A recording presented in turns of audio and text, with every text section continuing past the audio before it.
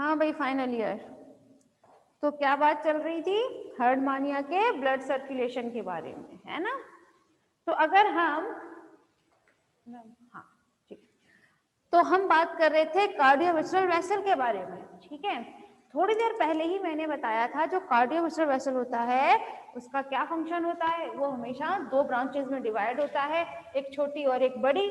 छोटी को हम बोलते हैं हेपेटिक रीजन, ठीक है, जिससे कहा जाता था लिवर के उसमें, ठीक। लेकिन अगर हम बात करें क्या कहते हैं बाकी के रीजन में, तो उससे कहा जाता था ब्लड टेस्ट में और स्टमक वगैरह में।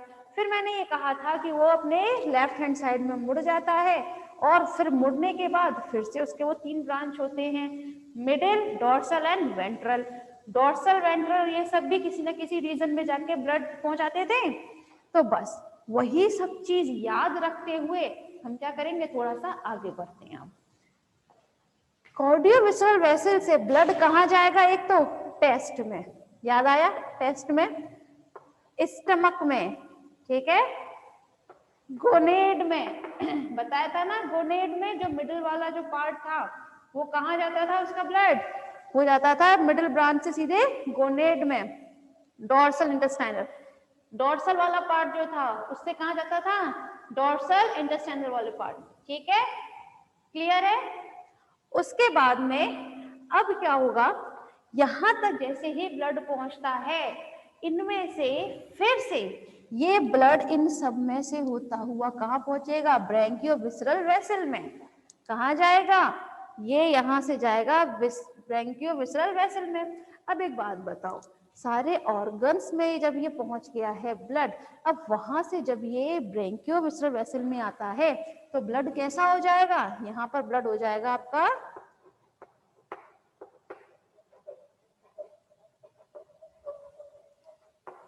डीऑक्सीजनेटेड, हो जाएगा डीऑक्सीजनेटेड, ठीक है। डीऑक्सीजनेटेड होने के बाद में क्या करते हैं फिर हम उस ब्लड का, ये ब्लड डीऑक्सीजनेटेड की बात कर रहे हैं, ये डीऑक्सीजनेटेड ब्लड फिर जाता है डोर्सल एरोटा की तरफ, ठीक है। ये डोर्सल एरोटा कहां पर होता है, डोर्सल एरोटा प्रेजेंट होता है जो हर्डमानिया का जो डोर्सल लेमिना है, जो उसका डोर्सल वाला पार्ट था, जहां पर क्या प्रेजेंट होता है हमेशा, एक डोर्सल लेमिना। तो वहां पर क्या होगा, ये ब्लड जाएगा, ब्लड कैसा है ये, अब ये ब्लड है आपका डीऑक्सीजनेटेड, ठीक है। फिर वहां से ये डोर्सल एरोटा से होते हुए ट्रांसवर्स वेसल्स में जाएगा और ट्रांसवर्स वेसल से टेस्ट, ठीक है, टेस्ट से ये बाहर चला जाएगा, ठीक है। अब यही जो है ब्लड सर्कुलेशन यही चलता रहेगा, यहां से जाएगा टेस्ट में या फिर ब्रैंकियल सैक में, वहां पर जाकर क्या हो जाएगा, फिर से वो ऑक्सीजनेटेड हो जाएगा। यही तो बताया था, ब्रैंकियल सैक में टेस्ट में क्या होता है, उसका ऑक्सीडेशन होता है ना। क्लियर हुआ?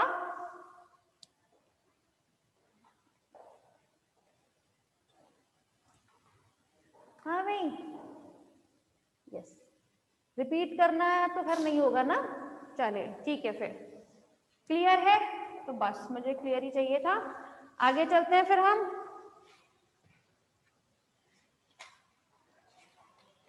नेक्स्ट है इसका रेस्पिरेटरी सिस्टम।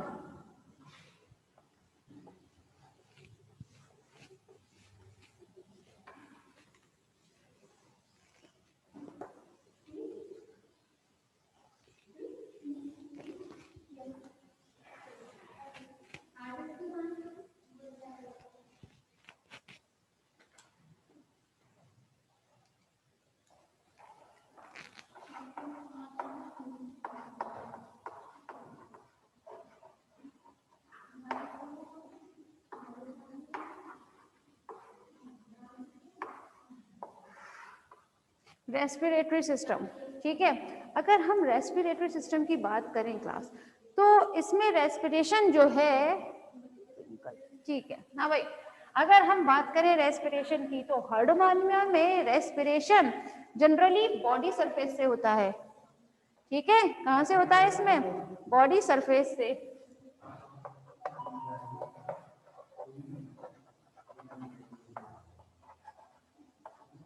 कहां से होगा, बॉडी सरफेस से होगा।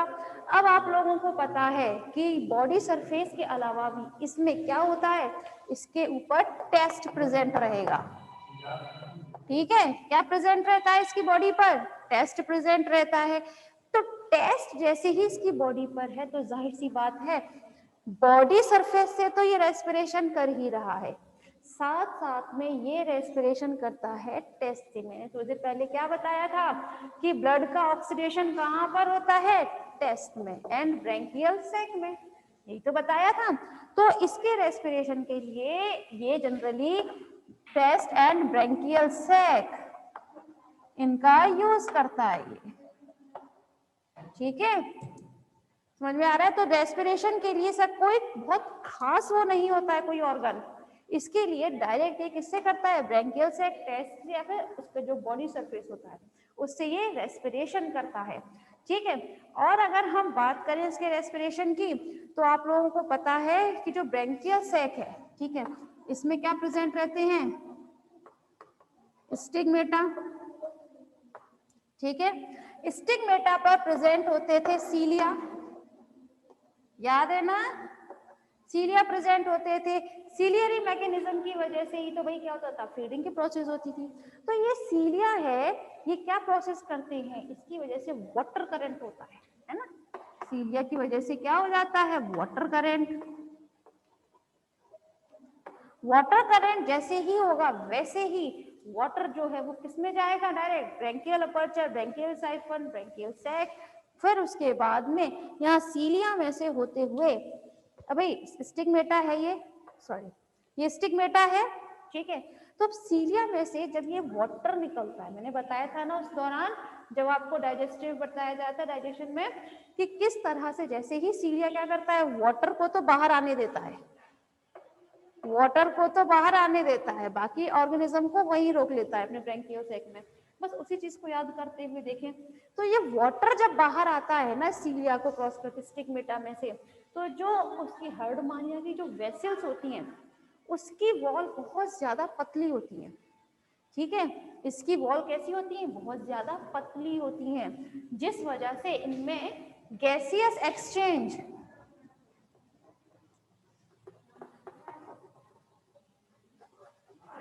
गैसियस एक्सचेंज बहुत इजीली हो जाता है।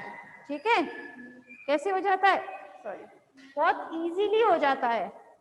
जैसे ही वाटर जो है स्टिग्मेटा से बाहर की तरफ जाएगा वैसे ही उनमें जो वेसल्स वगैरह हैं वो इतनी पतली होती है कि उनमें से इजीली क्या हो जाता है, उसमें से गैसियस एक्सचेंज, गैसियस एक्सचेंज मतलब ऑक्सीजन से कार्बन डाइऑक्साइड, कार्बन डाइऑक्साइड से ऑक्सीजन, गैसियस ऑक्सीजन इजीली होने की वजह से फिर वो बाहर निकल जाता है, किसके through, atria aperture, atrial aperture के थ्रू वो बाहर चला जाता है वाटर करंट। इस तरह से इसका ये रेस्पिरेशन की प्रोसेस होती है। रेस्पिरेशन के लिए हार्मोनी में कोई भी एक स्पेशल टाइप का कोई भी ऑर्गन प्रेजेंट नहीं होता है, बस याद रखने की बस ये बात है। क्लियर हुआ इसका रेस्पिरेशन?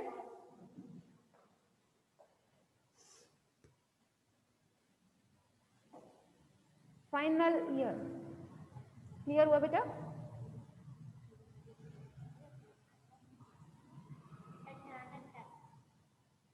सॉरी क्या,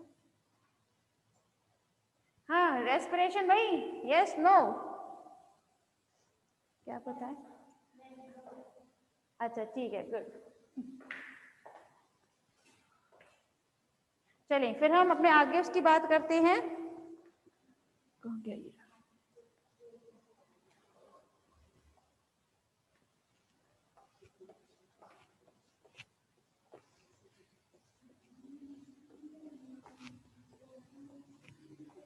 अब हम बात कर लेते हैं इसकी एक्सक्रीटरी सिस्टम के बारे में।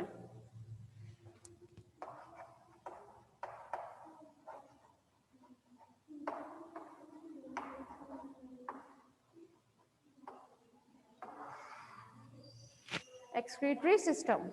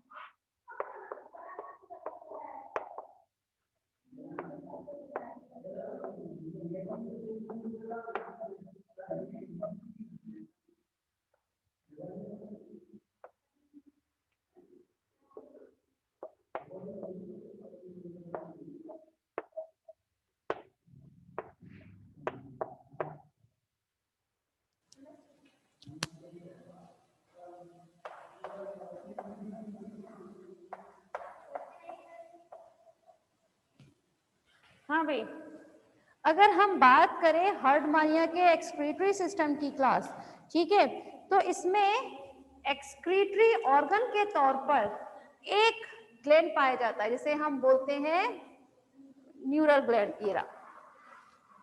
क्या बोलते हैं उसे? हम न्यूरल ग्लैंड बोलते हैं, ठीक है।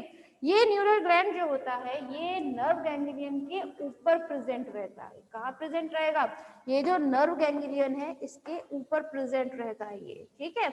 और साथ में ये होता है लगभग कुछ ब्राउनिश कलर में,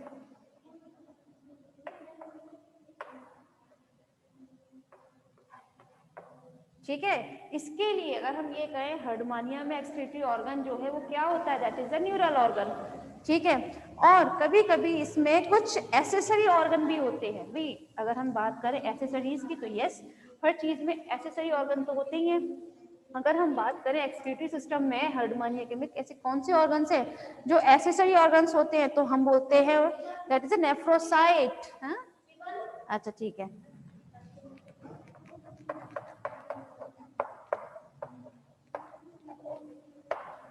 नेफ्रोसाइट सेल्स ऐसी होती हैं जो एक एक्सेसरी ऑर्गन की तरह काम करेंगी। किसमें?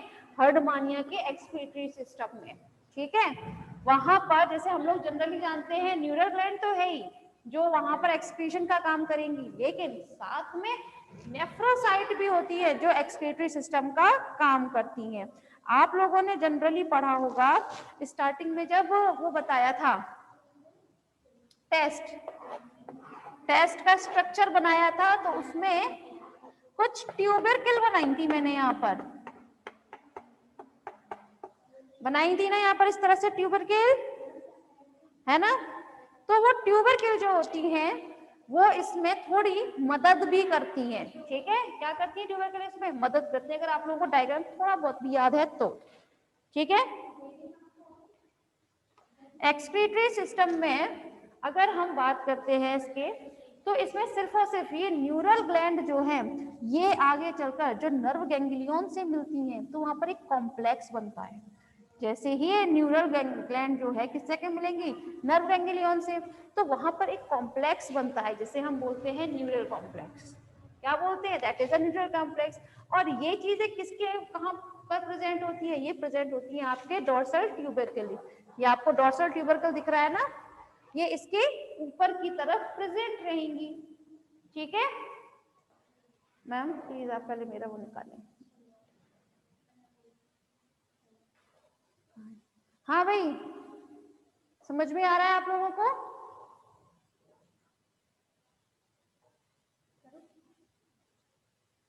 पता नहीं। यस, चलो ठीक है, फिर आज की मीटिंग बस इतना ही, बाकी आप लोगों को बाद में बताया